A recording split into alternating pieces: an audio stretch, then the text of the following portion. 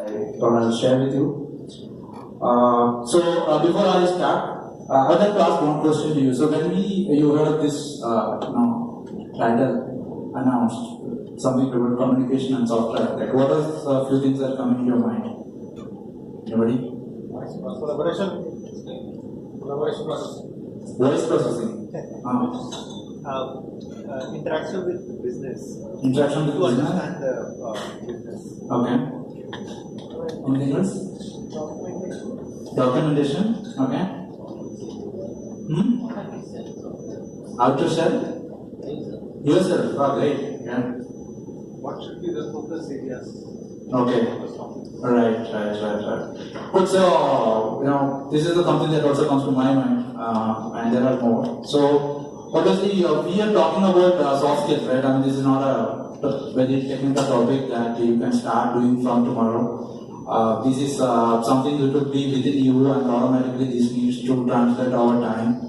Experience, practice, these things, and this is not really a sexy topic that you can go tomorrow and start implementing and you will get results. But over the period of time, if you start doing some of the things, I think you will really improve. And one thing that we need to understand is that even though we are very technical people, there are a lot of respect and expectations from the technical folks in the business. If you look at the world, the way the things are changing, and it's nice to talk after somebody from ABB.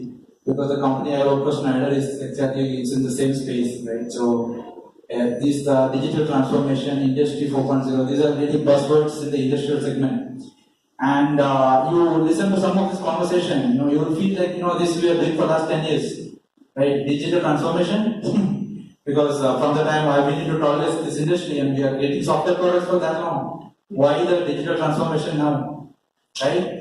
So, somebody who's so my company primarily this is we are into energy automation, right? So one of the main businesses is the industrial UPS. So the company are trying to see, can I survive my business if I continue selling industrial UPS, for example, right? So that's where the IoT comes in, that's where all these whatever cloud, IoT technology you have the skills. And if you can't put forward in a way that other people cannot understand, the solution remains solution. A great idea will remain a great idea, right? That's where we need to move a little bit away, sometimes from the comfort zone and start thinking more. And that's what I thought of covering some of this. And so one aspect for that, and there are many aspects of soft skills, is communication. And when we talk highly about communication, obviously it's a very wide topic. It's this is what generally people say kind of separate from a senior engineer or from a senior engineer to architect, where you make a leap because you need to interface with many group of people for diverse, right? So that's why it becomes very important at that level. And this is, I would say, if you look at somebody's learning, right? If I ask you what are things you learn, this might be the least thing that you learn if you look at it from yourself. Right? Because this is not generally we put much focus.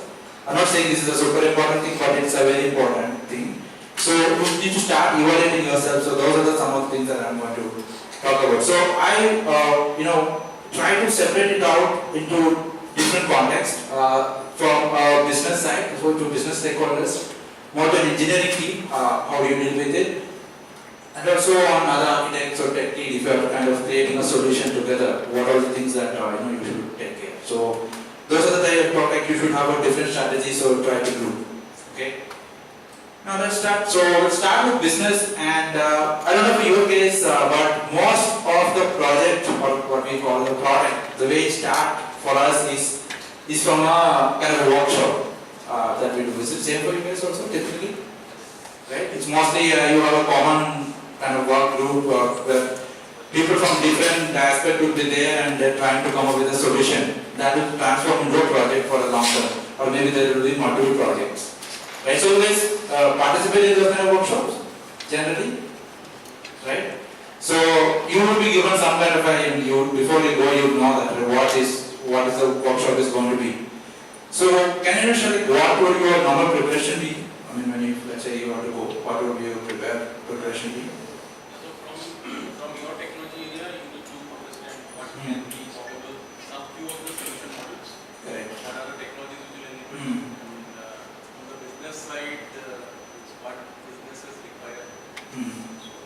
Yeah, so you try to understand, maybe brush up your technology skills on this is possible to this business case, and you may have something in your mind. Okay, this I can suggest, right? That will be something. Any other thoughts? Which domain? Yeah. Okay, what they're trying to do, right? Some domain study and things like that, right? Anything else? Okay, you look at the reference part. From where you get it?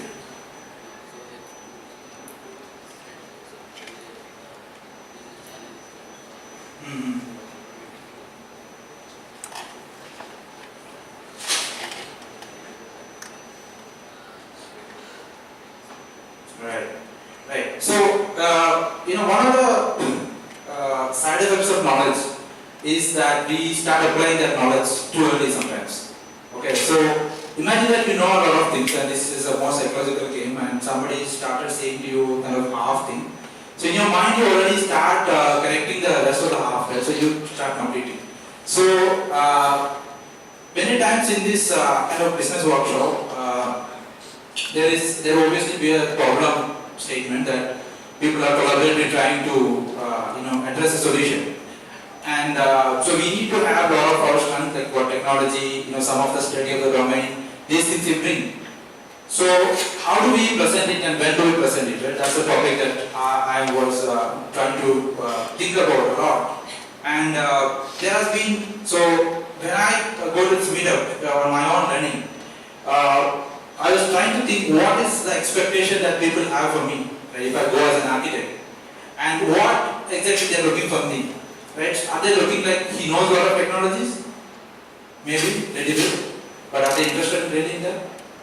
No, because obviously we are architect, we are technical, and even though we know a lot of technologies, they don't really understand, right? So you explain very well what is the difference between AWS and Azure. Do they really care, right? Because if you think from a business standpoint, my business has to run after this project is over, right? So one good thing is that I want to do the domain study where you understand the domain of the problem. You may not have the complete understanding, but you try to understand different stakeholders versus what they are saying and what they want to do, right? And that is one major thing that would be expected. More and more, what I'm saying is, in any of these projects when they do, there won't be any kind of switchover like in one go. Okay, so there will be some kind of a staged approach, and more you see these kind of staged approach coming because it's much risk-free.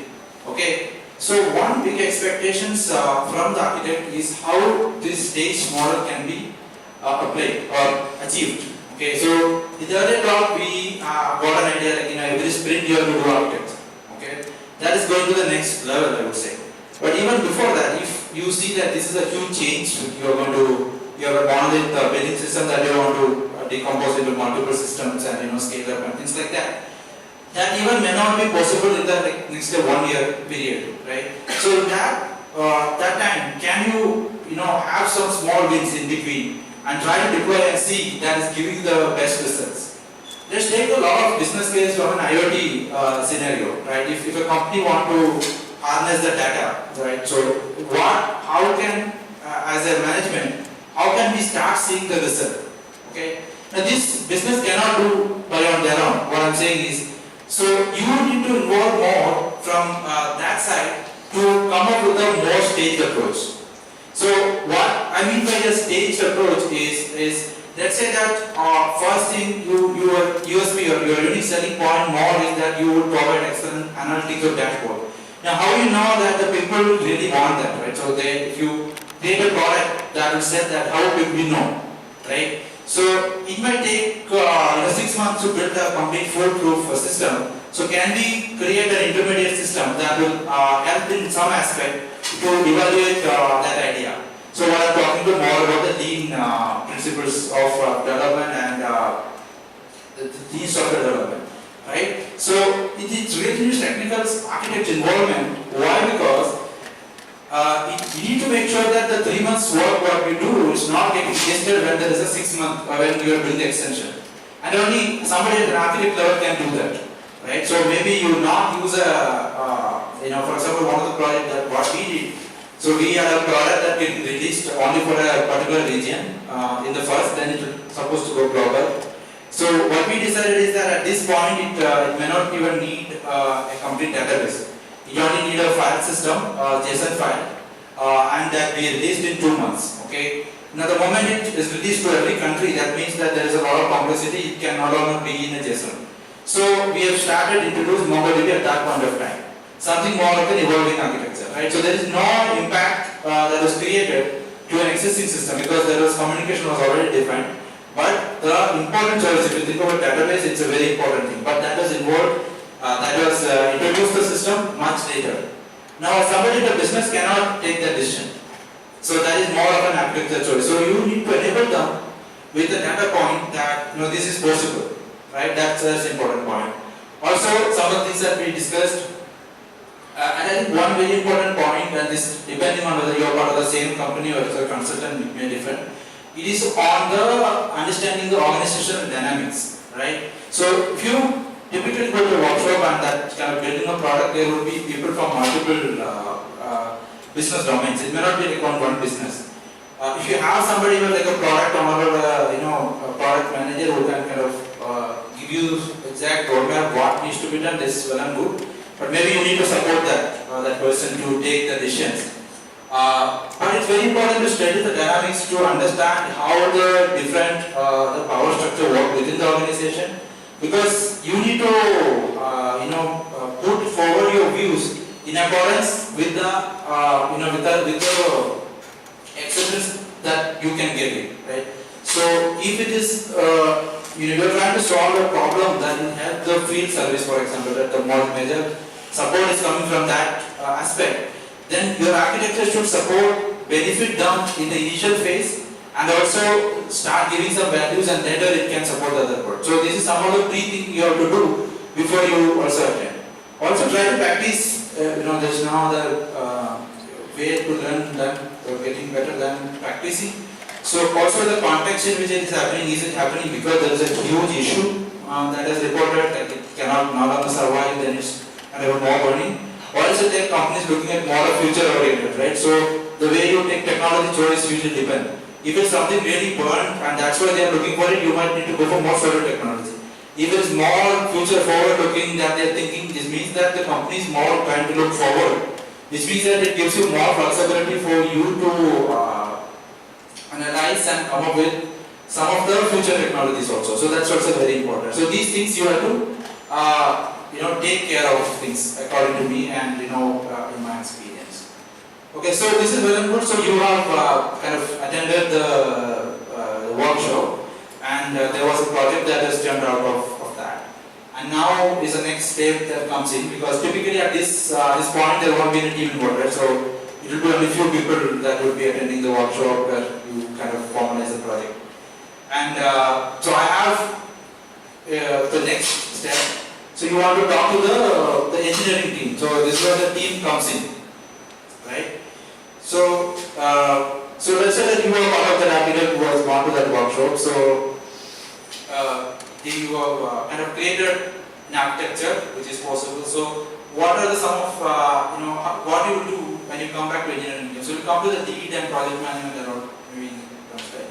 But purely from an engineering team is now assembled, right? So your role is to kind of communicate what you learned or what you are going to build, not from a business side, but from the architectural side.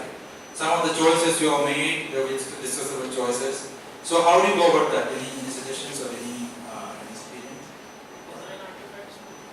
Design artifacts. So by the time you have something like, so when you say design artifact, it's like technology you're saying, or is it like some of the domain models what you have created?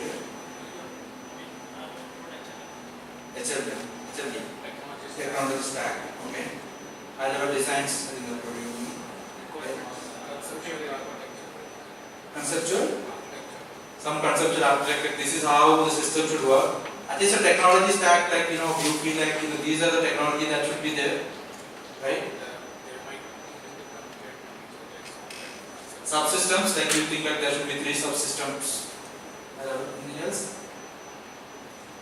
Business overview. First of all, I will be give me business overview to the team, and then I can design the block diagrams, explain the business model. Then we can discuss about the technical aspects. What technology stack we should use. Business overview is an interesting topic. So most of the time we architect only will give the kind of domain and business overview. Sometimes there will be a product owner or a product manager also may do. But yeah, correct. So you can give a business overview of whatever you understand of the system, right? So that is some of the things that you would do. So I think most important thing I think we have covered important points is on document some of the things what you have obviously did and why you have did that. So primary thing obviously is the let's say that the team is really clear on what we are going to build at some point of time. At some level of clarity. Next, obviously is on the technical stack. Let's say that you decide, you thought, and these are the things that we should use. Now, first of all, should you take that decision by your own suggestion? You should not take, right? So because always the team is kind of implementing and they are obviously they are the ones who are going to do or at least heavily involved in doing so. You should have a kind of open discussion. So how can you put forward your views that this should be used? What are some of the tips that you have used?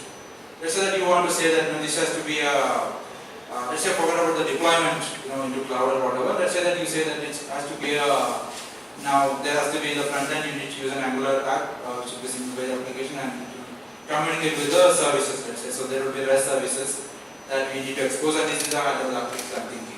Right? So maybe at that level decision you can take. And when you are taking that you can come up with these are the or else what you can do is come up with some of the criteria that you're looking for, right? So there are like 4 services that will be exposed by another team that we need to consume. There are these many services that we need to write. So you talk to the team and tell them what do you think is a good architecture, right? How do we at high level we use it? Same with the technology.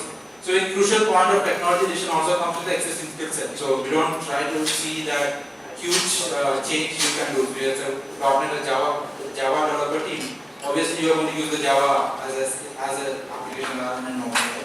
So one of the things that we have tried to do is and this happens a lot with the JavaScript framework. So we have started using this architecture with Angular as a front-end application and also in the backend it consumes API which is secured with the generability and things like that. This is kind of a more flexible approach, kind of two-side approach. One of the things that started happening is so we had first using NPM and which is created in the Java side and GURP in the JavaScript side. And suddenly some of the teams started instead of GURP they started using Webpack, right? Then obviously there is like 102 or so many frameworks in JavaScript. I'm not a JavaScript expert, but you start seeing within like 6 months you start seeing a lot of new technology, and it's not new technology but a new build tool, right? So if you look back in 10 years in Java world you have one maybe AND, then there is a Maven, then there is a GURP, right? 3 build tools which are very popular, or maybe not in 10 years, maybe 15-20 years. You look at the JavaScript world, like every other year you have new tools.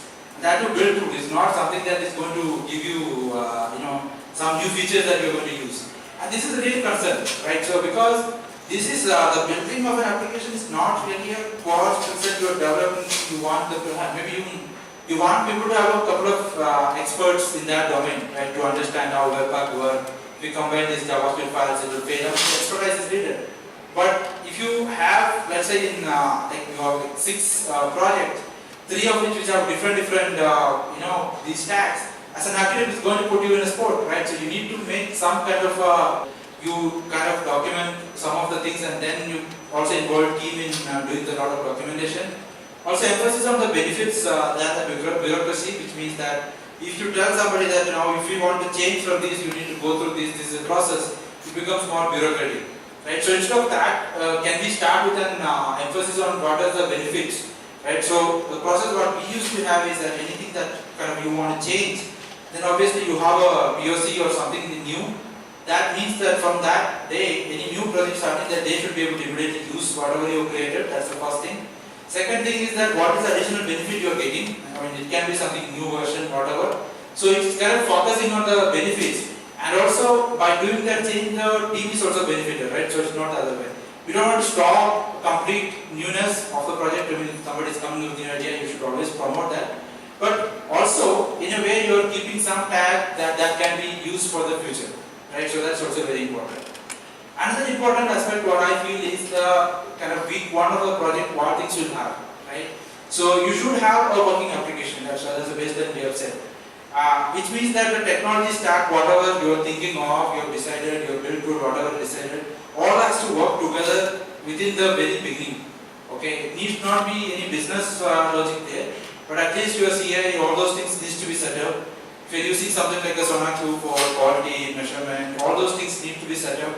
This many times can be repeat of what we have did before. Like if you have some project, it need not be kind of a rework from beginning. But in an ideal situation, you don't want to go with an analysis paralysis, so many weeks where you analyze on whatever technology. But rather you want to start really quickly by setting up something. That's a very important aspect that as an actor you can bring into the table, right? So another very important aspect or challenge that you might face is that you may have some kind of a goal that that's code quality is bad, let's say, right? So how do you deal that with the team, right?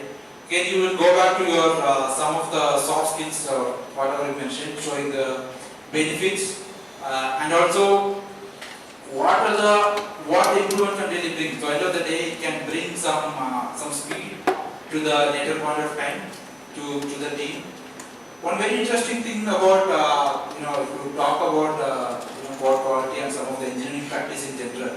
So TDD, for example, is a big subject that has been talked about, right? So, and generally, if you see architects or from engineering management that try to push up, you need to do TDD. But many times when people say that they don't, from my aspect, my experience is that it will always consume some amount of extra time, and people may not be ready to give that time. But what is the benefit of that extra time that you spend now? It will help you in kind of reducing the bugs in the future, because you can do much faster at the later stage. And this is the general justification for doing a lot of testing right now. Now you need to understand whether your application or the business as it is set for that. Now imagine that you are doing something just for kind of trying out things, then it does not make a good case to do that. So this is some study that you need to do before you try to push those kind of aspects into it. So this is some of the things that I thought from an engineering team perspective that's very important. Right. So next group, what I try to do is you're trying to do something with the other architect. So let's say that we are going to communicate with some ERP where you want to consume some services, right? Also in the workshop, it is agreed that which data that you will expose from your system or what work there will be done. And this always sometimes create conflicts because let's say that there is already a kind of service available. People say, okay, we already have the services, so we can start consuming.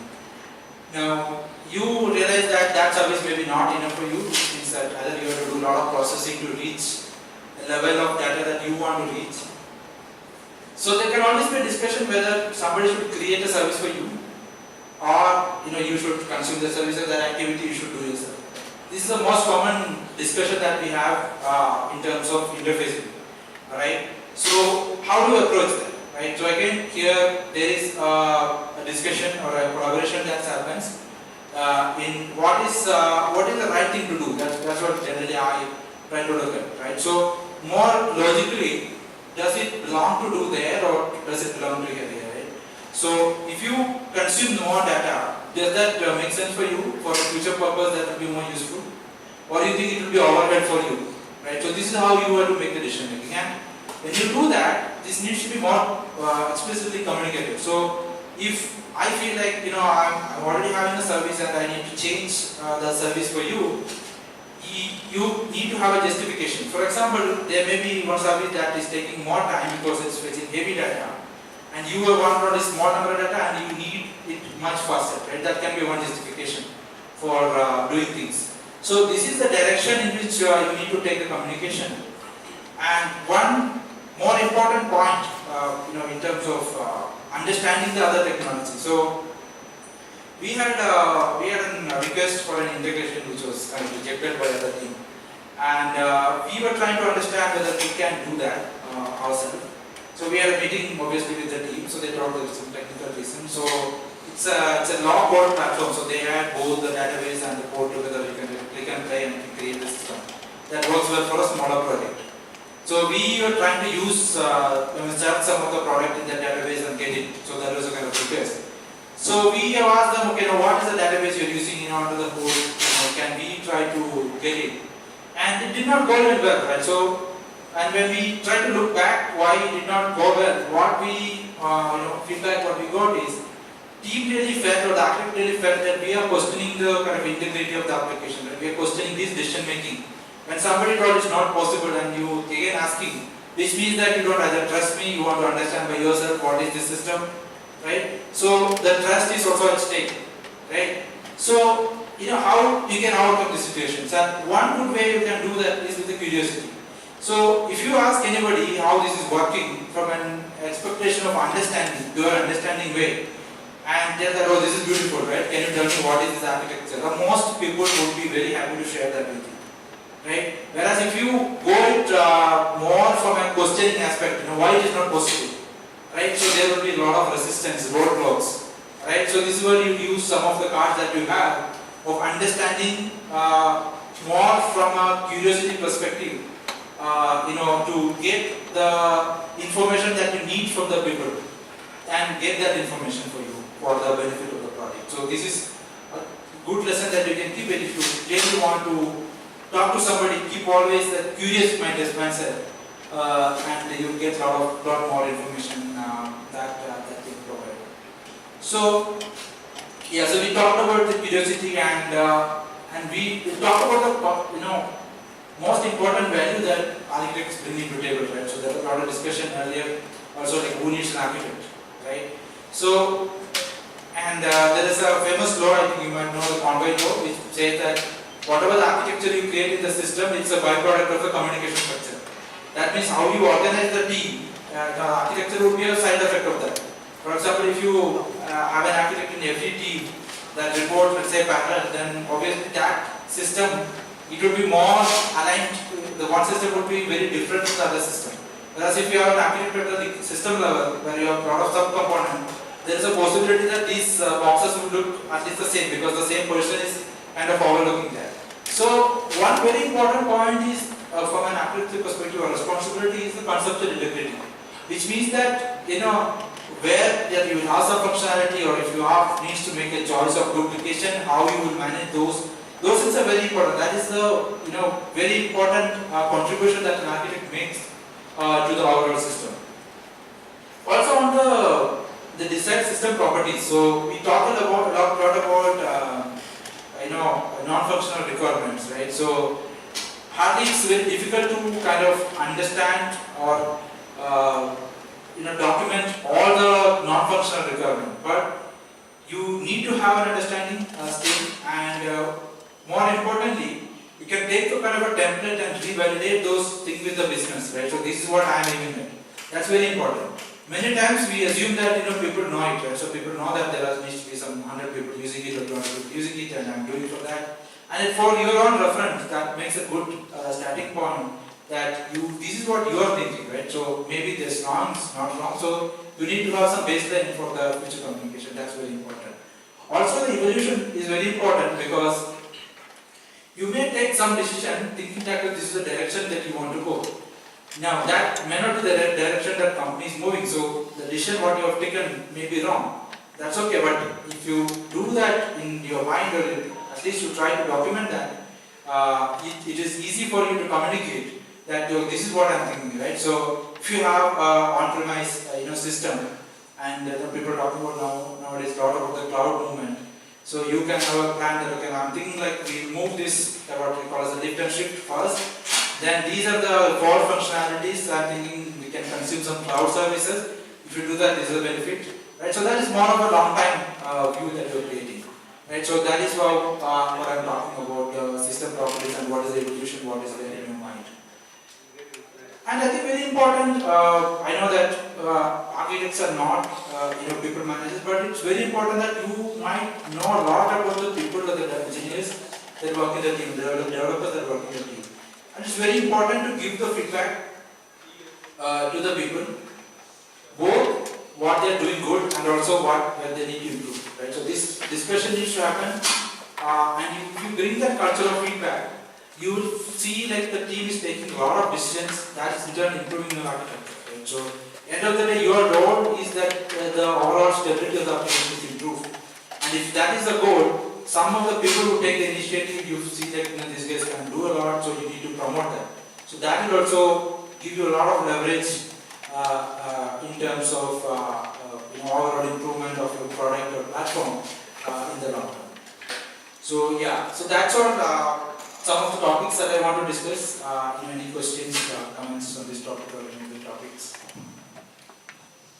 Or any other point that you think that helped you guys, that you want to share? Something about the technical dip. Yeah, so how, let's say that okay, we have a technical debt problem, right? So how do you improve that, right? That's from a communication side. So one very important thing is that anything that you want to get done, first of all, like people say, you need to start measuring. So you need to have some kind of measurement on technical debt. So you can use SonarQube or any other platform that start measuring the technical depth, where you run the static analysis and everything.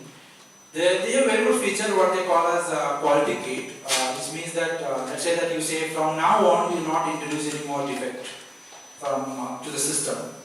So which means that if you introduce any defect, that automatically you need to fix. Also you can take show this as into the product management overall. These are the components of the system which is a little bit weak. We need to spend some time on it, right? So what we did is this is a very good point. Now if you want to get something done, the most important thing that business is worried about cybersecurity, right?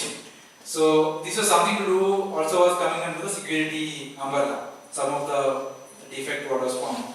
So we have categorized a lot of those kind of defects and kind of packaged that. And we told that we need to kind of do it for a week, so everybody can do it for a week, and we will have some automation test training and everything.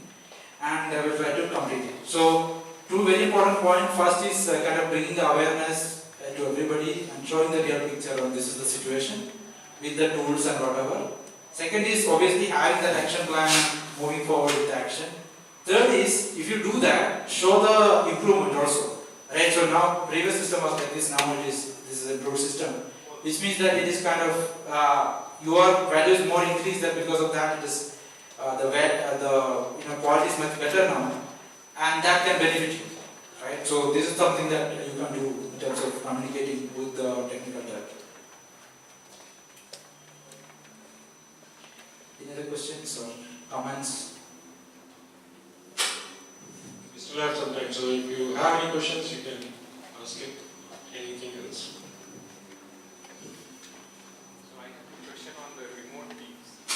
Yeah. In person, it is always good to go sort out issues.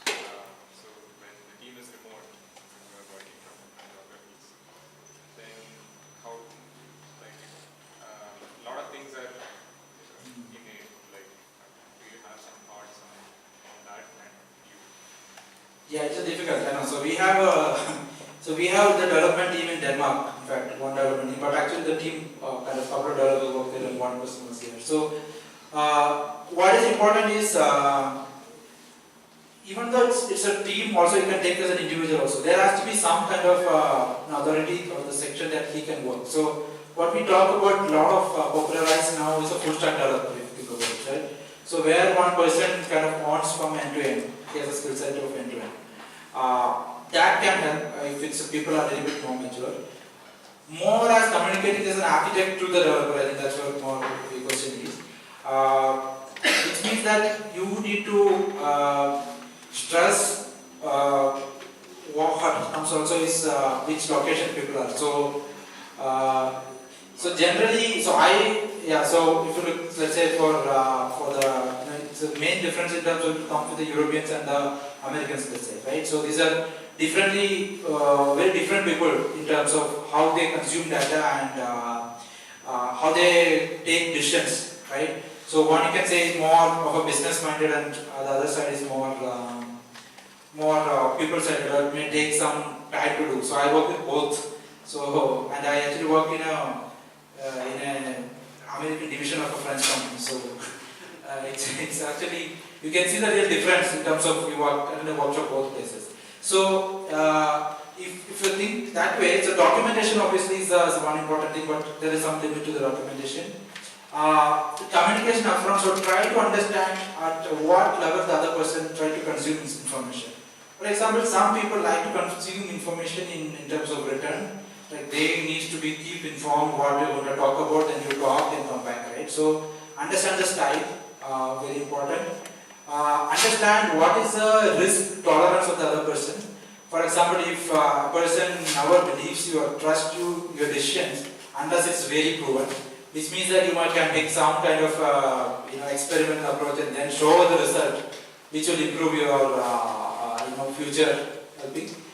Try to understand what stage or what time he likes to talk or meet, So I mean there is a lot of these stories around. We go at certain time to some person, you will never get a proposal approved, so he used to go some other time. So this kind of a dynamics of person that you obviously need to understand. That's why it's difficult that you need to start trying and understanding, building some rapport. And even the documentation also, like some people like more details, some people like short. So kind of understand that dynamics and work with it. So it might be some kind of ongoing process, be very long and such a short process. So any tips on like working in a multi-vendor environment? Because large enterprises, somebody is architect from some company, development team is from another company, deployment team is from another company. So how to get the communication through? Because typically vendors don't coordinate. They want to fault finding. I think this is a good point, and in my context this will can be more from a department, right? So it's the same thing, it's complexity is the same thing, but it's maybe a little better here. So generally I think it's more with an expectation and expectation setting, what people say, that generally how long it will take, and I don't have any practical experience, but thinking more from an expectation settings. And one more thing that we have tried to do, even though we have separate infrastructure team within my company. What we try to do is, even though it's more of a bureaucratic process that you need to go through, we have good rapport with the actual person who is doing it, right? So we take them for lunch, or we have that interaction. That you build a rapport with the people itself. It's not only the process you are depending on end of the day. And everybody obviously needs to improve, and they believe that there is a value. So there is actually a good thought, again I don't exactly know the place. It's what called as an ego satisfaction process. Which means that it says that every person has an ego. Instead, like you feel like you want to do something. And let's say that you want to achieve something. You want to also get this person also in the loop. You purposefully do something to satisfy the ego of that person. Okay? And if you do that, that person will be in line to do your job, right? You can get them people along. So that's something that you can do. So for example, you want them to do something. Let's say you do it yourself, right? All the hard work you did. Still you say thank you for your contribution. The next time you ask something, this guy might remember, yeah, he's a nice person, right? So maybe I should support him more. This is a rapport you can build and use that. Right? So thank you for listening. Thanks, Manu. So we also have a small gift for you. Thank you. Secure. Please share your feedback also. It's interesting, and we can do. So thank you for Anand and Jagmeet. Thank you. So take some time out now to say